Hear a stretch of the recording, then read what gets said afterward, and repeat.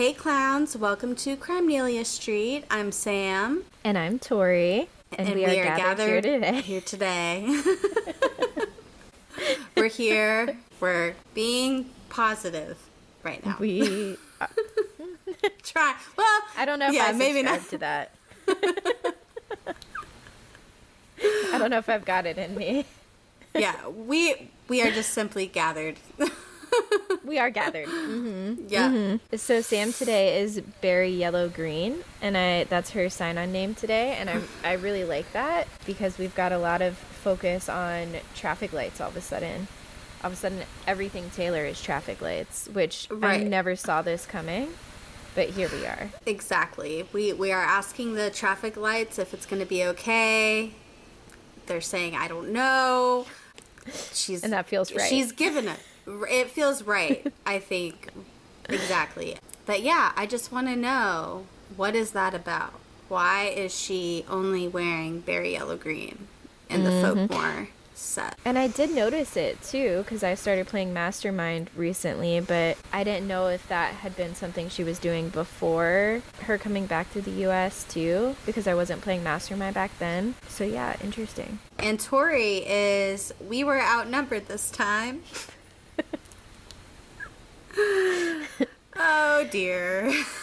Oh dear. Yeah, I tried to put the big bad man in his big bad clan, but that didn't fit. There was another one too I was trying from Only the Young that also didn't fit, but it felt like it had to be Only the Young. Right. Very appropriate considering what we have just witnessed. Yes. So I think that kind of leads us into what's going on this week. There was a presidential election here in the U.S., and it did happen. That it did. It sure did. And we're feeling a little down bad, I think, but it's okay. We live to fight another day, and and so we shall. Yeah, absolutely. Yep. We're fine. This is fine. Feeling a little manic. Right. Manic panic. I just want to know, are we wearing black for the next 4 years, or are we going full Handmaid's Tale robes? Right, and I was thinking the black Handmaid's robes would be great. And then maybe for the bonnet, we could I guess just do black for the bonnet as well. Might as well. Anything but red. Anything but red right now. Absolutely.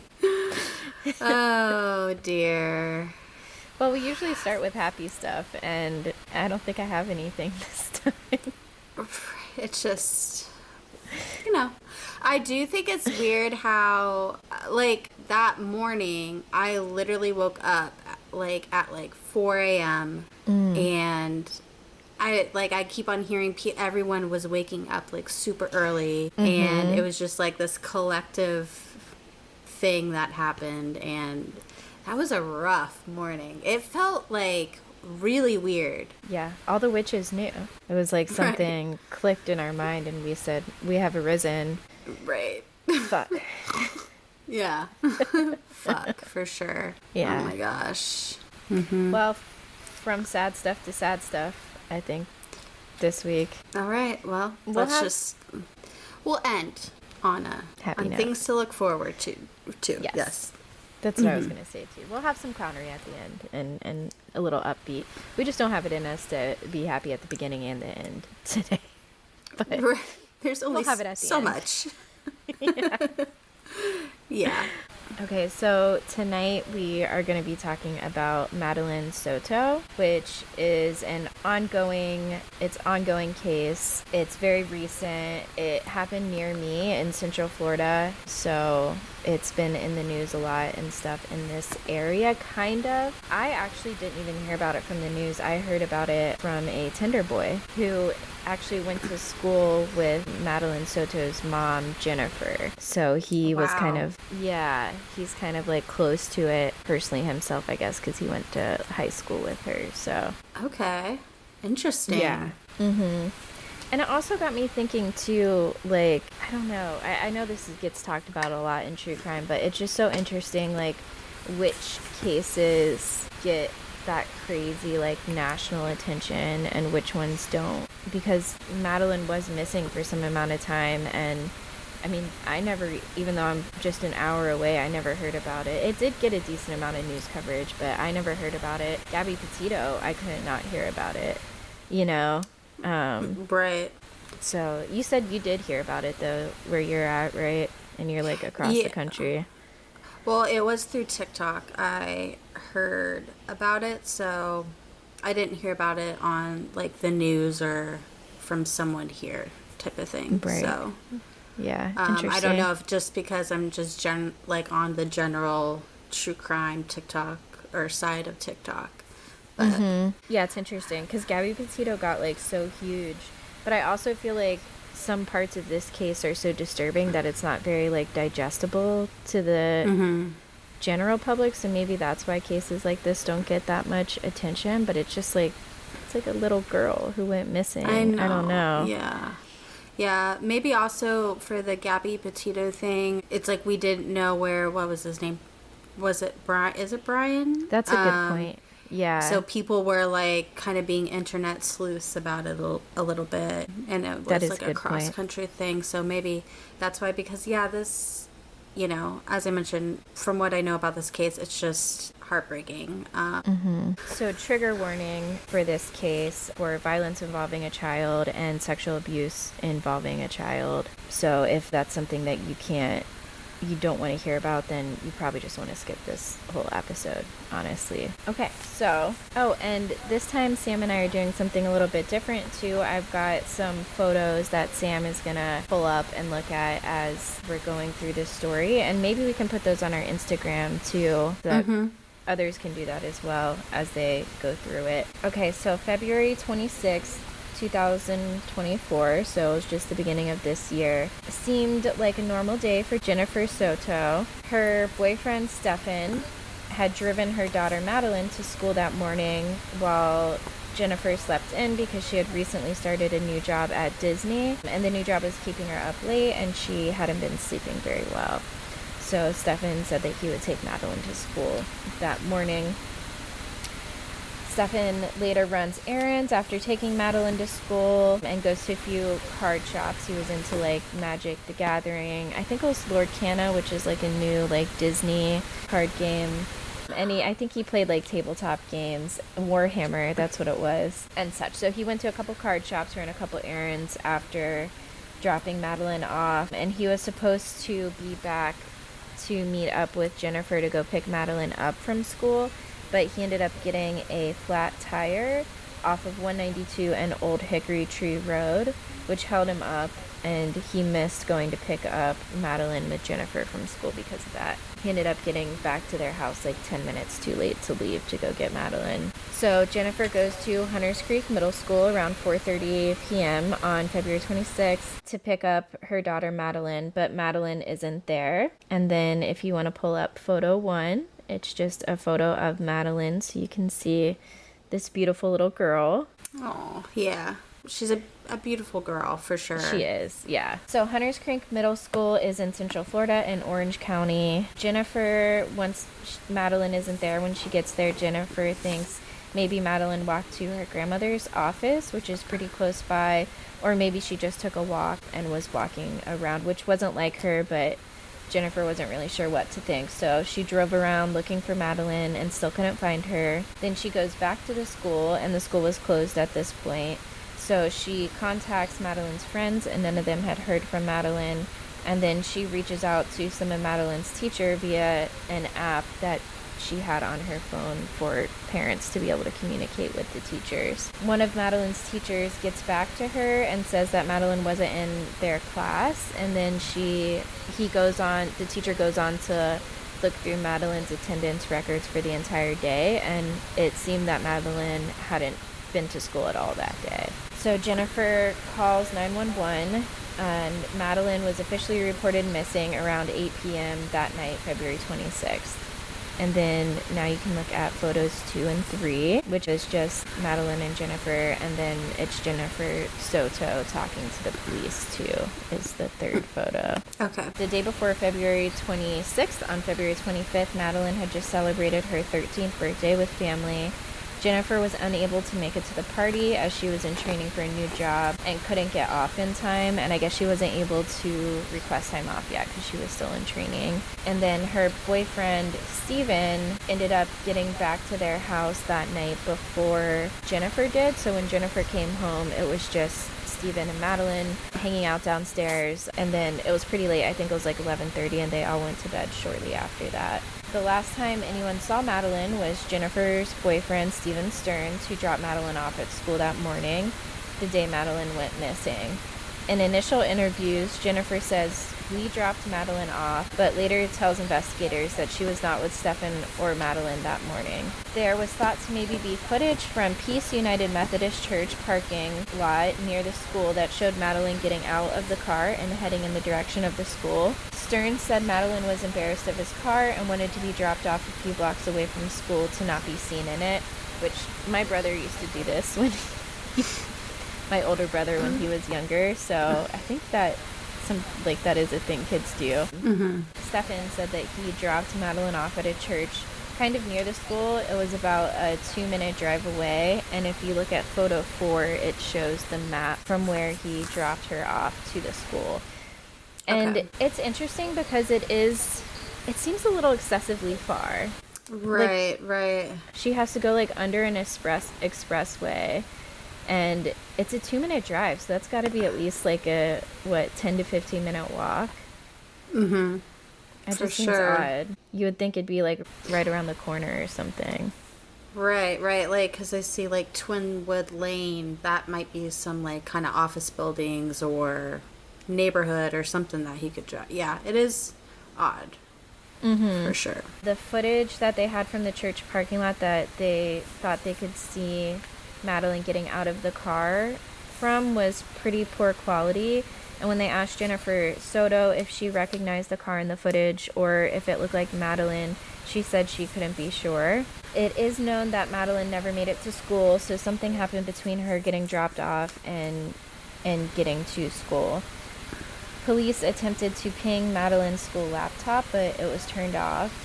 Madeline had left her phone at home that day, which Madeline's mother and Stephen initially said was normal for her, as she had ADHD, and she was pretty forgetful, they said.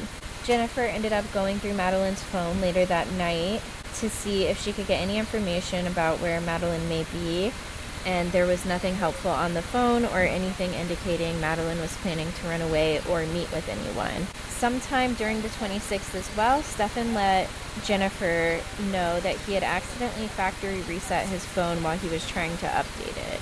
Police immediately started searching for Madeline the night of the 26th, which is great to hear. I love that. And they brought out tracking dogs to follow Madeline's trail that night, but the dogs and the searches didn't pick up on anything or find Madeline. February 27th, Orange County launched a huge search for Madeline with over 50 members of the Orange County response team on the search.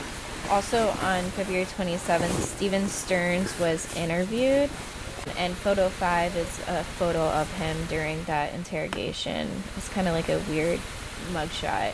It's not an actual mugshot because he wasn't getting arrested, but I think they were just trying to get a full body image. Mm-hmm. Stephen says he and Madeline woke up early on the morning of the 26th for McDonald's, but when they got there, she wasn't hungry. Stephen says they got out of the house earlier than usual because they were planning on going to McDonald's, and they left 7:30 to 7:45, and she declined McDonald's. And after she declined McDonald's, he dropped her off between 8:20 and 8:40 across the street from the church parking lot, which was a little bit earlier than usual, and classes actually didn't even begin until 9:30 in the morning, so it was almost an hour early. Stephen also tells detectives that he shared a bed with Madeline the night before and also did sometimes routinely share a bed with Madeline as well. He said the reason they shared a bed the night before was because Madeline usually sleeps in bed with Jennifer because Madeline's room is in the living room, but they have like one of those partitions set up. Mm-hmm. Jennifer's roommates would wake up early in the morning, and they never like knew exactly when they'd be waking up. So Madeline would hang out in her room in the living room, but she would always sleep in the bed with Jennifer. And then when Stefan was there as well, he would sleep in the bed with them as well, and then Madeline would be in between Jennifer and Stefan. And then I guess this night, Jennifer asked both of them to go sleep upstairs because she wanted to get a good night's sleep because she'd been working and hadn't been sleeping well. Mm-hmm. So Stefan says during the interviews, they asked Stefan like why they were like, that's kind of a strange setup. Like, why would you sleep with Madeline? And he said that she didn't like to sleep alone and needed human presence and liked to be snuggled. In later interviews, Jennifer says she used to have a rule against this, but now doesn't, as she thought Stefan treated Madeline as his own daughter. Which raises the question as to, was there a reason that you had that rule? Right. Like, did something make that rule happen, or is it just because I think most people by default just would have that rule, but right, I don't know if she thinks the same way, because I also think most people probably wouldn't have allowed that to happen. Like it would not even, it should be unsaid, kind of like, why would you even need to, you know? Yeah, later on when Jennifer gets interviewed as well by detectives, that's what they said. They said, I would never have to say that rule because it would be expected with my children. Like, oh my God. So what happened to where you needed to say that rule? And she said she was just being overprotective and cautious. But okay. Right. Okay, Jennifer. Oh, Jennifer also said that it wasn't the norm that Madeline and Stefan slept together in the upstairs bedroom, but it did happen sometimes. In crime scene photos in the guest bedroom upstairs where Madeline and Stefan would sleep together when they weren't with Jennifer, there were locks on the inside of the door, like a chain latch lock and another, it's not exactly a swing lock, but it's in photo 6. I don't know how to describe it, but it's locks pretty much that you would see on the inside of a hotel room door. Yeah. Okay. Yeah. To keep people from coming into the bedroom, which is, you don't see those on bedrooms often.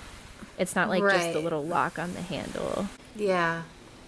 February 28th, Orange County Sheriff's Office held a press conference to raise awareness. Now over 100 officers were involved in this search, including specialized personnel. Searches were conducted in areas where Madeline was last seen, where they'd received tips, and where leads took the investigators. Madeline's phone was also searched, and officers say in the press conference that there were texts she had sent saying she wanted to run away into the woods when she turned 13. Her birthday was on February 22nd, so we're about 6 days out from her birthday now. And then that raises the question, too, as to why this 13-year-old girl wants to go live in the woods when she turns 13.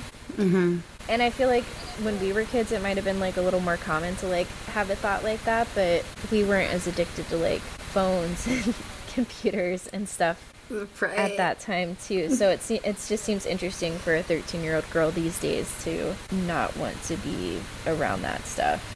Yeah. Like, what would cause her to not want to be home, you know? Yeah. Stefan gave consent for investigators to search his phone on this day too, which is still February 28th. The Soto family home was also searched February 28th. During this time, investigators found out that Madeline was never dropped off at school. I'm not sure how. I just saw this note that this is the day they found that out. Stearns and Jennifer Soto went to a hotel room that night, and they also met Stefan Stearns' dad. He stayed in a different room at the same hotel. And I believe he came because he paid for their hotel, because I don't think they had money to get their hotel. And I think just for emotional support, too, he came. Mm-hmm.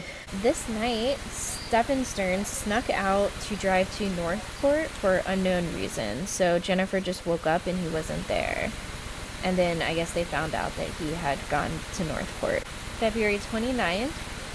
Stearns was not charged at this time with anything relating to Madeline's disappearance. However, He was arrested, and he was named as the prime suspect in Madeline's case. And photo 7, you can see his mugshot.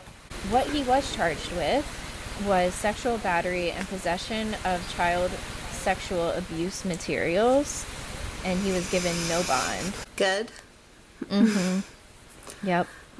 God, I just, like, his face just makes me nauseous looking at. Ugh. I know, dude. Having to, like, hear him, because I listened to all the interrogations and the interviews, and, like, every time he opened his stupid mouth, I'm just like, everything in my body feels gross. I don't know. For sure, yeah. He had hundreds of child pornography images on his phone that the detective searched. There was proof that he attempted to delete some of these photos prior to his phone being searched, and some of these photos were taken in Soto's home. These photos, okay, this is like the most graphic part we're gonna have, so if you think this might bother you, maybe just skip ahead 30 seconds. Trigger warning, sexual abuse of a child. What was shown in these photos was the focal point of the photos being a minor being penetrated by a penis. The minor's name has been redacted, so I'm not going to say who it was. And there were distinct markings on the penis with pinkish colored skin below the head of the penis and down about half of the shaft. Investigators observed some of these same sheets and clothing that they observed in the photos in the family home as well. Stefan said he did a factory reset of his phone, but it was an accident while he was trying to update it. And that just happened to be the same day Madeline disappeared. So, feeling awfully sus, I'd say. Right. Super. Mm-hmm. Super suspicious. During interviews, Stearns tells detectives he frequently shared a bed with Madeline. He also had nude photos of Jennifer's roommates, and the roommates said that they did not give Stefan permission to take those photos or to have them. He would place the phone under the roommate's door to capture photos of her. Oh my god. This guy is vile. Yeah, disgusting. Oh my god, dude. March 1st, during a news conference, Sheriff John Mina tells public investigators that some pretty grim news that they suspect Madeline to already have been dead, and that they suspected she was killed at her home before Stearns moved her body. Investigators share that they don't think Stefan ever took Madeline to school that morning, and the video footage they have, they don't think was Stefan and Madeline at this point. There was video evidence, however, showing Stearns throwing Madeline's backpack into the dumpster around 7:35 a.m. on February 26th, and her backpack was later found that day in the dumpster, and it had her school computer in it as well, which is the one that had been turned off. Mina told the public there was video evidence of Stearns returning to the apartment complex that they got on CCTV that day at 8:19 a.m. and what they think to have been Madeline's body visible in the vehicle in the passenger seat. So they see her in the video, but I guess she doesn't appear to be alive in the video footage.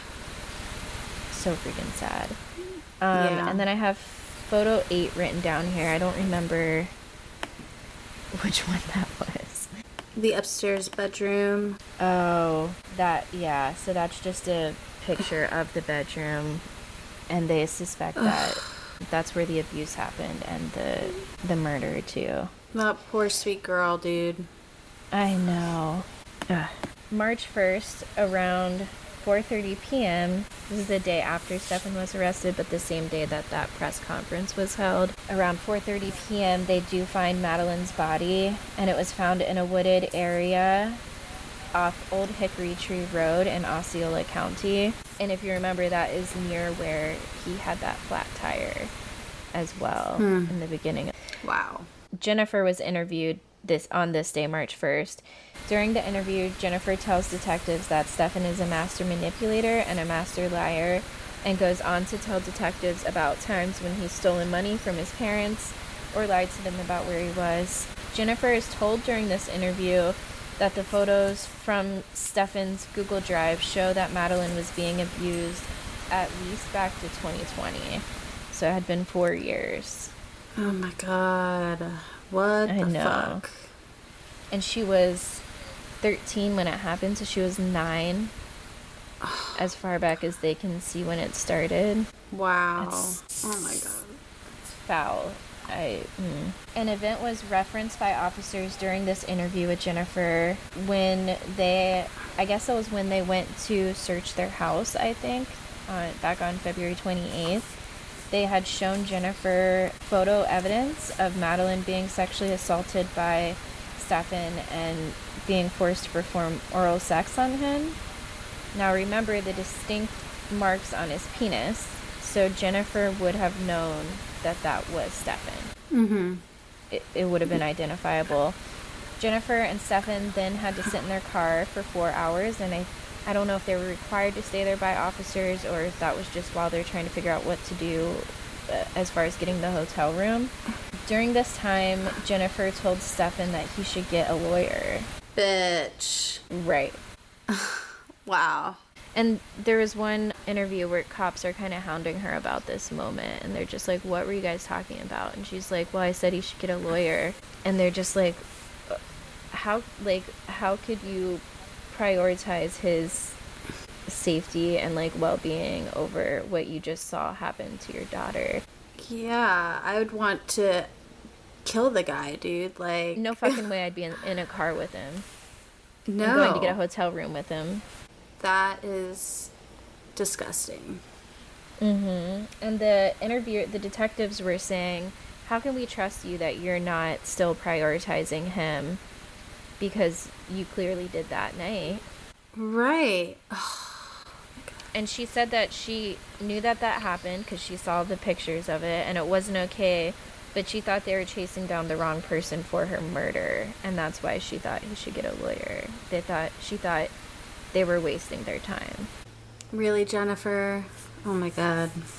Also, March 1st, a vigil was held for Madeline at her middle school, which can't imagine like what all those students were going through too. Mm-hmm. This is just like a strange, weird piece of the case. Osceola Sheriff's Department accidentally shared a confidential crime scene photo with the public with the caption that read, "Great day with our seniors," and the photo was included in a post about a community event for seniors. The photo was immediately deleted when they realized, but Madeline's body was in the photo and the clothes she was wearing were consistent with the outfit she was last believed to be wearing as well. Yikes. Right? And I do think... how does that happen? Right?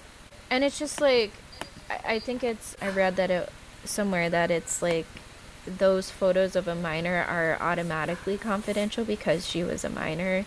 It's just like, wow, that's quite the slip up. And I think that officer did end up getting fined or something. There was some kind of repercussion. I forget what it was. Mm-hmm. But yeah, that's just like a weird little tidbit. Yeah. I'm sure that had to be really tough for the family too. Mm-hmm.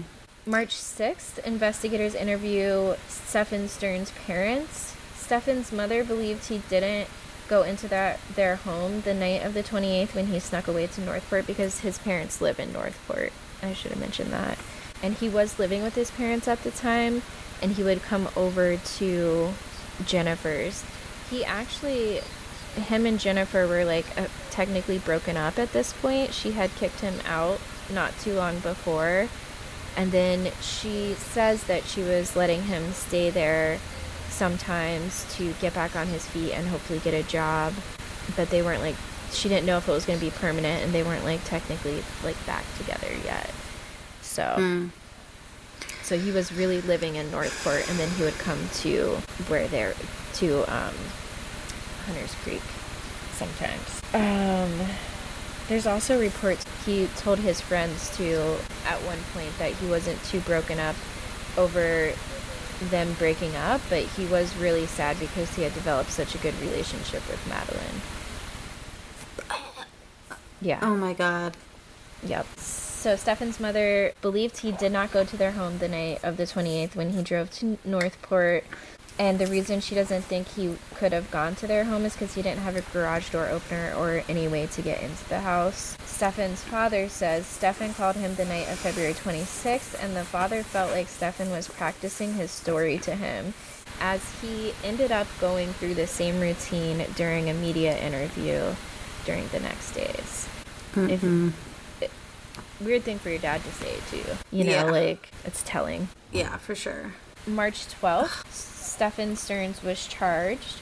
The Orange Osceola State Attorney's Office announced it filed 60 counts against Stearns, including the following: 8 counts of sexual battery on a child under 12, 5 counts of sexual battery with a child 12 to 18, 7 counts of lewd or lascivious molestation, 40 counts of unlawful possession of materials depicting sexual performance by a child, 10 or more images. April 1st, Stefan Stearns' father hands over a computer tower to Northport police that he'd found in Stefan's bedroom while cleaning, and his father was worried that there'd be more child pornography on the device.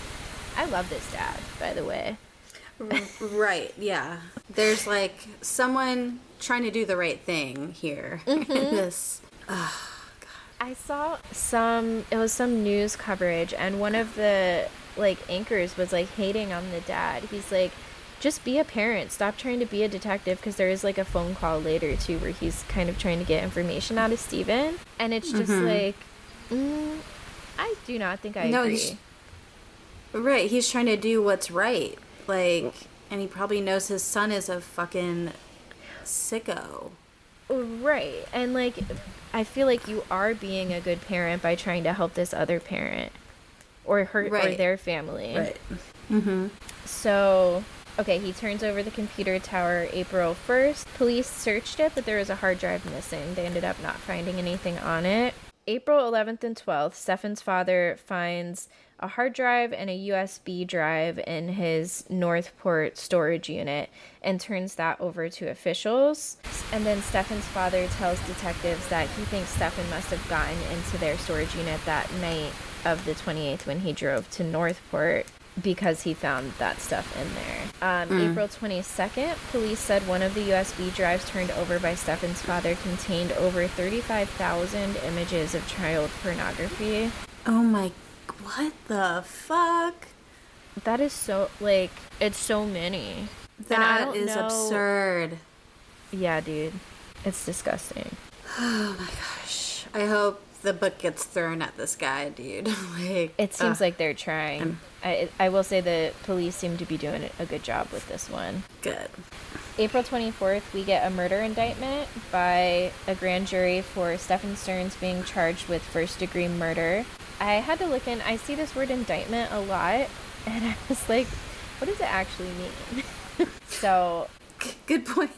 It's I knew it had something to do with, the court system. Right. It's I feel like I've always just kind of used context clues, and maybe I actually don't know what it means because I've never actually, seen the definition.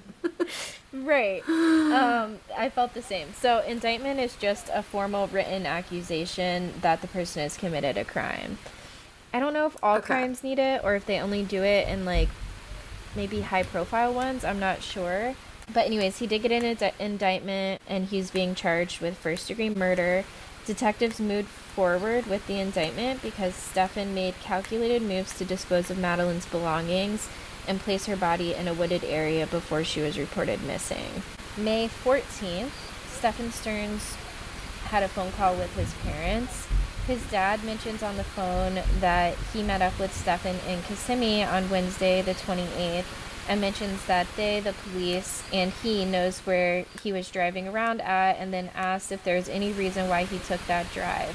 His dad is referring to the drive in Northport on the 28th near the storage unit. Stefan replies that he was trying to get his ducks in a row and didn't find what he was looking for. And you can listen to this phone call too. It's been released to the public. And he also says that he's shocked by the charges because he never wanted her gone for any reason, and premeditated first degree is a punch. Okay, dude. sorry that hurts. Like, yeah. it doesn't make it any better that you never wanted her gone. It just seems like the way some people think, like Jennifer and just like their logic that they're using for this is just, it blows my mind. Like, do they really think like that? Are they just trying to put on a front? And are they just trying to cover yeah. It's interesting. Right. June 10th, the state attorney's office announces prosecutors will be seeking the death penalty. Feels right. Mm-hmm. And I never know how I feel about the death penalty, really. But then I hear cases like this, and it's hard for me not to be like, yeah, do it. You don't deserve... you will never be rehabilitated. Right. In my eyes. No. 35,000 images? No. That's disgusting, yeah. And this is like for sure proof. It's not like someone's been on death row for years and there wasn't sufficient evidence and blah, blah, blah, blah, blah. It's like, no, dude, like this guy is guilty of sin, so. Yes, and that's where I have my hold up with guilty of sin. Oh my God. That is where I have my hold up with the death penalty, is people who are wrongly accused. But yeah, this is not the case. This is the evidence speaks for itself. Mm-hmm. August 26th, investigative reports were released to the public. Madeline's official cause of death was homicide via strangulation. September 19th, interviews were released to the public. Jennifer's interview and Stern's interrogation for being arrested was released, and I watched both of those. They were hard to get through. October 14th, trial dates were set. February 24th, 2025, Stephen Stearns is going to be tried for sexual battery, and September 22nd, 2025 for the homicide case. And that's pretty much all we have right now as far as like the facts of the case. And we may do an update episode, I think, at some point too, as more comes to light, or after he goes to trial. So I do have some takeaways here, or just like things to think about a little bit more with the case. A lot of people are suspicious of Jennifer Soto and how much she knew about Madeline's abuse leading up to the murder and or the murder itself. I think it is important to note that Jennifer may have also been a victim of Stefan's. And during interviews, Stefan was exhibiting controlling behaviors, and it also kind of explains why Jennifer may have been covering for Stephen when she said that they dropped Madeline off initially. I forgot about that. Yeah. Yeah. At the same time, I don't think that it makes some things just feel like negligence.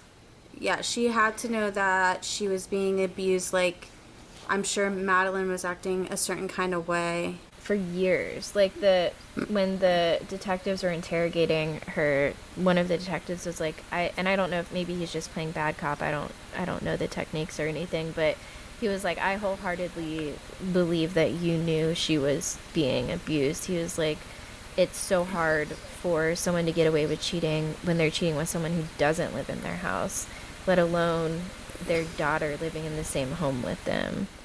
Oh my God, yeah. For 4 years, at least. Oh, God. I also wonder, I'm sure the roommates will be taking the stand too, hopefully, because maybe, I don't know. They did say they heard noises up there that night. Oh my God. That is also, but also it's like, why murder her?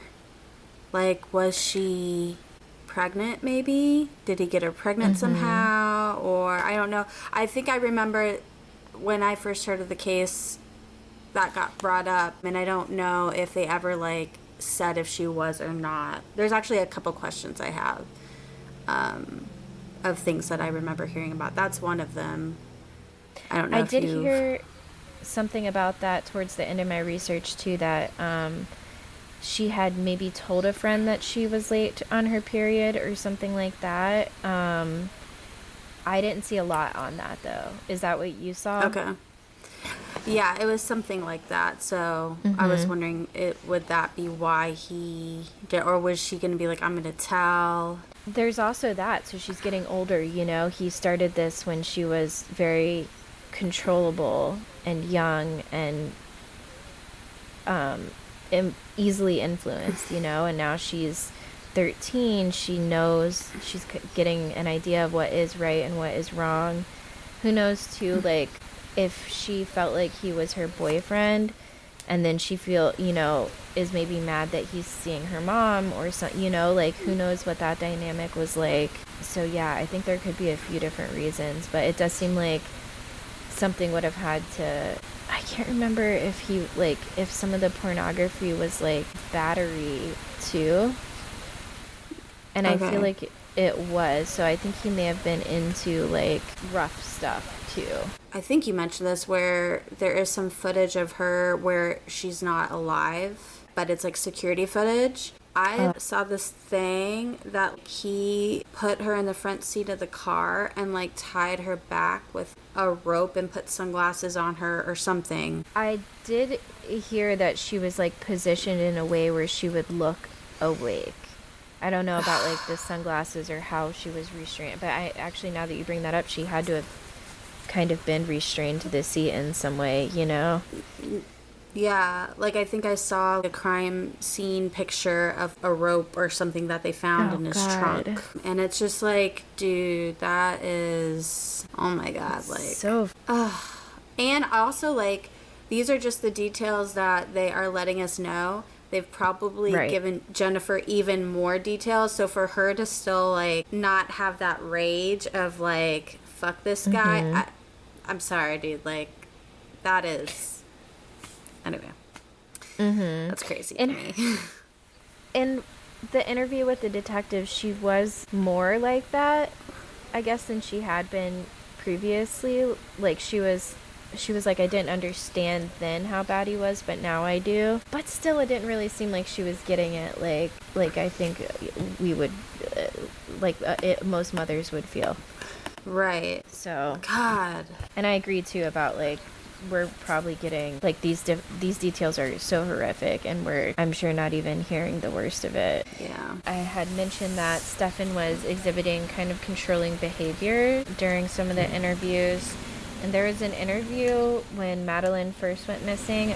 Oh my gosh, this one, when you hear it, it just makes you so fucking mad in hindsight, because they interview Jennifer first, and she's like shaken up, but she's not like bawling and stuff. She's like more in shock, I think. And then they go to Stefan, and this is the night, I think, that she went missing, or the next day. It had been 24 hours, so it was the next day. And they ask him questions about Madeline being missing, and Stefan is crying to reporters about her being missing and saying how scared he is that she's gone. Reporters ask if he's blaming himself, and he said it's hard not to. He says she's a very sweet girl who brings them a lot of joy, and his world is turned upside down now that he's not feeling her presence here. He asked potential abductors to please be nice to her and bring her home, and he says he's in a living nightmare right now. It's just so, oh my God, you want to rip his eyes out when you hear it. Right. Oh my God. It's crazy that he's almost, well, of course he knows what he's done, so he's trying to act a bit and probably feels I'm sure he feels some kind of guilty, but he's almost reacting more than like the mom is, like, too, which is so sick. I found interesting, yeah. And maybe, like, I don't know, like, what, a normal reaction under these scenarios are. I'm sure there's, like, psychologists and stuff who do, but yeah, I wonder what is more normal, to be more like in shock like Jennifer, or kind of hysterical like Stefan was pretending to be, or was, but for the wrong reasons. Yeah. It is interesting too to think about the text that Madeline sent to her friends about wanting to move to the woods when she turns 13.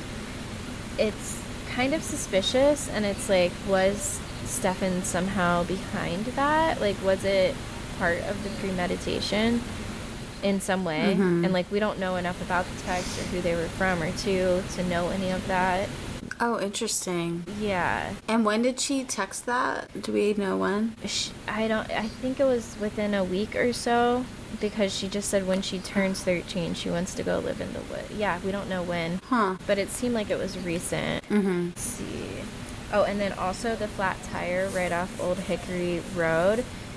It's weird that he had a flat tire there. It's like, did he actually get a flat tire, or was he trying to use it as some excuse to, like, hang out around there and get something done? And then he also, like, said that he messed up when he was using the jack and somehow injured his hand. And I wonder if he was trying to cover up some kind of wound from an altercation of sorts. Again, we don't know enough to, like, I heard Jennifer say it in an interview and I heard him say it in an interview, and it was just weird. They almost said the same exact sentence, almost like it was rehearsed. Ugh, So, yeah. I don't know, that just felt weird to me. It stuck out. I listened to a podcast called Hidden True Crime. Have you ever heard of it? I don't think so. I hadn't either. It's a married couple, and it's Lauren Matthias, I think, who's a TV reporter, and I think she does, like, true crime, like, she follows cases and trials and stuff. And then Dr. John Matthias, who's a criminal psychologist, and he kind of goes over some of the interviews, and just picks up on, like, different moments of, like, hearing Jennifer and Stefan talk. One of the moments he picks up on during an interview, Jennifer is asked about Madeline's mental health.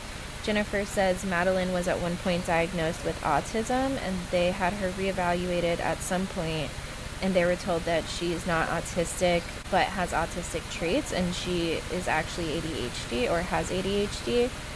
Dr. Matthias says that that's really interesting because autism is usually more biological than ADHD, and it's not something that can kind of come or go. And he said that it's interesting she was initially diagnosed with autism, which shows that a doctor at some point saw her level of functioning to be sufficiently low enough to diagnose her with some form of autism, whether it was high or low functioning. Stefan Stearns and Jennifer had been together for 8 years, so Stefan was in Madeline's life from when Madeline was about 6 years old. ADHD may or may not follow someone into adulthood and is a more fluid situation than autism. Dr. Matthias thinks that her early diagnosis of autism may have been because her functioning had been impaired to a degree where she was presenting with autism.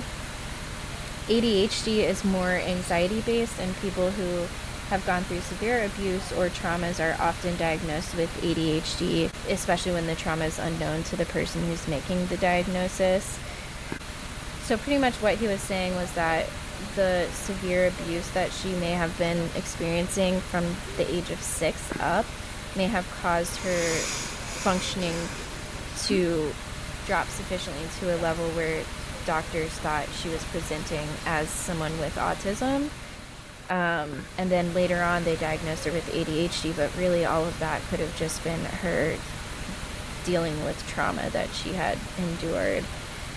And then he goes on to say, I know, people around children, including doctors diagnosing them, need to start seeing these signs of trauma and do better picking up on it, including parents, teachers, doctors, mental health professionals.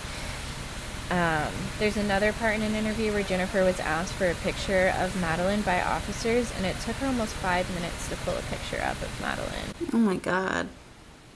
That's just so strange, crazy. right? Yeah, that is really strange. Especially in today's age. Like, it's not, my mom has maybe 3 pictures of me my entire life, but you had to go and get those developed, and then you had to hold on to them throughout the year. Like, she used to have more pictures of me, but we've moved so many times that Lord knows where those went. But they were taken. There were pictures, and she could find a picture of me if she needed to. Right. Very quickly. And especially nowadays with our phones, like... Right. I feel like probably most of my pictures are my daughters. I have like 200 pictures of Finley in the last 4 hours. Right, like eating a carrot or something, like 100 of those, yeah. Dr. Matthias says that he sees her lack of being able to pull up a picture quickly as a sign that she doesn't prioritize Madeline. He thinks that she'd be able to pull up a picture of Stefan quicker, and he says that Jennifer may have even dehumanized Madeline somewhat through abuse that Jennifer received from Stefan as well. And Stefan may see Madeline as competition between his relationship with Jennifer and himself, and he may demand things like his picture being able to be pulled up quicker over Madeline's, and this is all speculation. Right. And then, I wouldn't put it past him, though. Ugh. Right. And the doctor feels that there is some kind of cohesive control or domestic abuse going on between Stefan and Jennifer as well.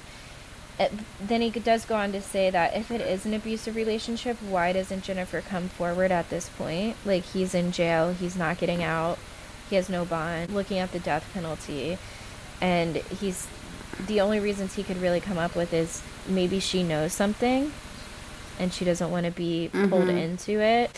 Dude, I think she knew, she definitely knew the whole time that, like, she was almost using Madeline to keep him close as well. I know. Something is not all there with this woman. Oh my God. I mean, for 4 years under your own roof, it's so hard for me to imagine that you didn't have an idea.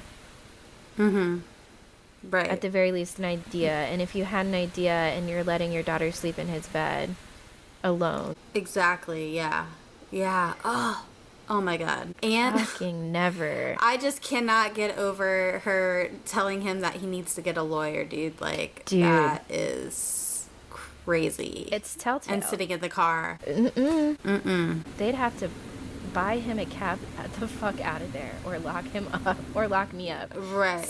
Someone had to be separated if that had happened. Right. To me. We would be going feral, dude. Yeah, something's off. Yeah. And it is important too to note that in all the photos that were taken in the home, Jennifer was never in the photos.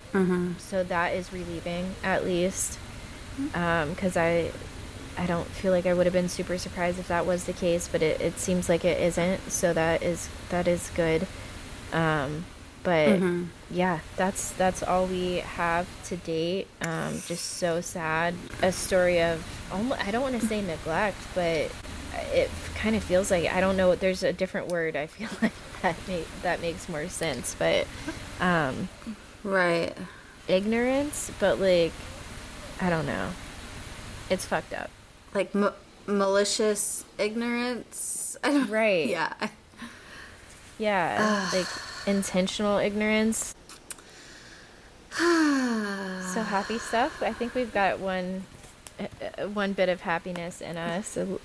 We're just like, I think we've got a few. We're out of sorts. Right. Just recovering from our rights being taken away. Right. Well. So traffic lights. I know she has done. It's like there was a couple nights, it was like from Miami to New Orleans, where she did yellow back to back. Like she did yellow on the last night of Miami and then yellow on the first night of New Orleans, and then, but it's never been like red, yellow, green, like in the stoplight order. Right. So I wonder if that will be something that happens. I just I can't believe there's only 2 cities left. No. It hurts every time I think about it. What is it, 9 shows? Yeah. What actual days of the week? Because it's like... And so what we're talking about is Taylor wearing the folklore dress. And she's only been wearing the berry yellow and green, which is red, yellow, green. But she hasn't worn them in either of the right orders. Not green, yellow, red, and not red, yellow, green. So it's like, is she going to do red, yellow, green, and then it's go? We get some kind of announcement.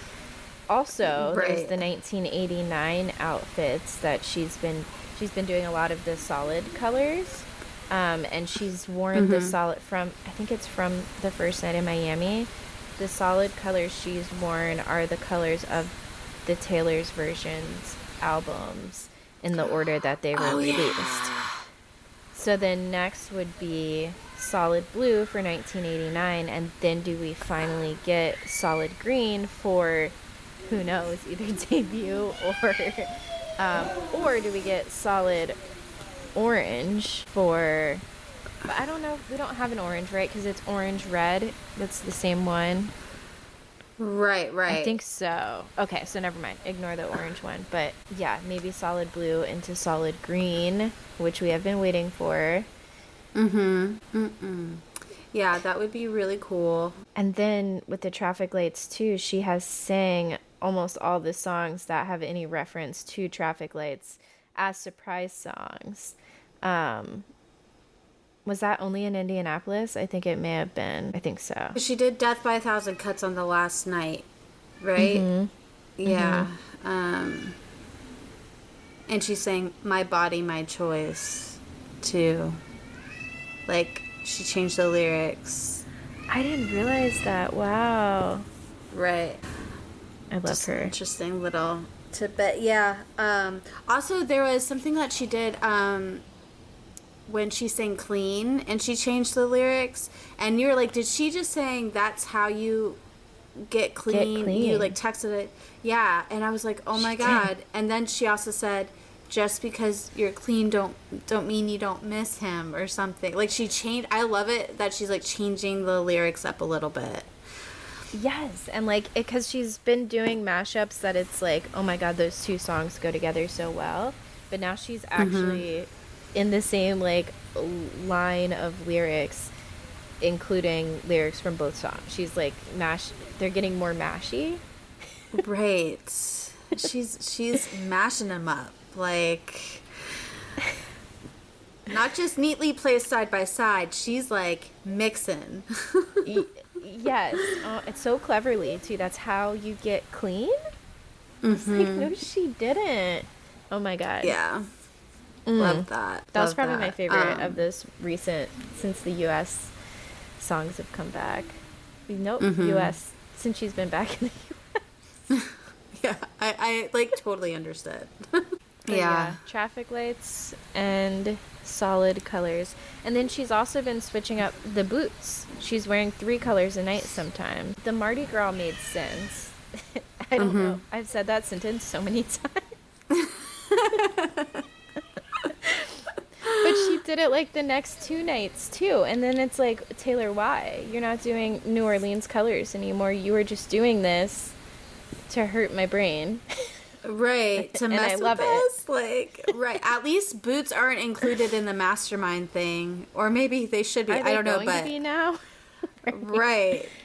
Maybe they should. And I do wonder if we'll get, I've heard people say, well, you know, what if we get a green, because it's been a red snakes and then gold kind of yellow snakes, and will we get green snakes? And it's also like whenever she does sing rep songs, the lights glow green. The green snakes would be pretty cool. I would like that. I am still like, do you think she's ever going to wear the tall boots one that's in the intro when she... Oh, I know. I don't know. Is she going to break it out on the last night? Like, girl, you're only going to wear that outfit one time? Right. We had Old Stinky for so long. Right. Are we going to get 2 before it's over in the next 9 shows? There's no way, right? Right, yeah. Or does she end it with just Stinky number 2? Right. Oh my gosh. I guess we'll find out soon, in like a month from now. Ugh. When's the next show? It is Thursday, November 14th, so next week. Yeah. In Toronto. Toronto, my hometown, pretty much. And then 6 shows in there, and then just the 3. Right. It's fine. Oh my gosh. Okay, well, that's the traffic lights and Yeah. We're excited. We're not sure what to do with ourselves after the Eras tour, but we'll figure something out to clown about. Exactly. There's going to be something, and we'll be fine. We'll be just fine. All right. That's it for today's episode of Crimenelia Street.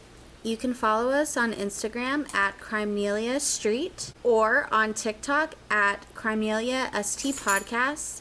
And feel free to send us an email at crimeneliast@gmail.com. Until next time, clowns. Bye, clowns.